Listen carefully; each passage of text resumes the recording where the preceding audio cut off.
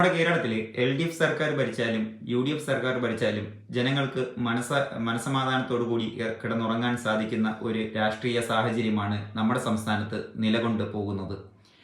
രണ്ട് പാർട്ടികളും മാറിയും തിരിഞ്ഞും നല്ല രീതിയിലുള്ള ഭരണങ്ങൾ കാഴ്ചവെച്ചിട്ടുണ്ട്.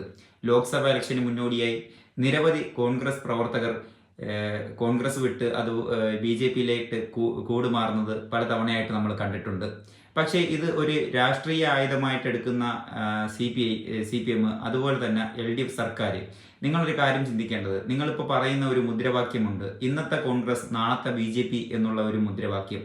ഇത് ഒരു 10% ഇതിനെ നിങ്ങൾക്ക് പ്രതികൂലമായിട്ട് ബാധിച്ചേക്കാം. കാരണം കോൺഗ്രസിന് കുത്താൻ പോകുന്നവർ മാറ്റി നിങ്ങൾക്ക് കുത്തുമെന്നുള്ള രീതിയിലാണ് നിങ്ങൾ പ്രചരിപ്പിക്കുന്നതെങ്കിൽ നിങ്ങൾക്ക് തെറ്റി. ചിലപ്പോൾ അത് BJPക്ക് തന്നെ കുത്തിയാൽ ഇവിടെ പലതും സംഭവിക്കാൻ സാധ്യതകൾ കൂടുതലാണ്. അതുകൊണ്ട് നിങ്ങൾ പ്രചരിപ്പിക്കുന്ന ചില കാര്യങ്ങൾക്ക്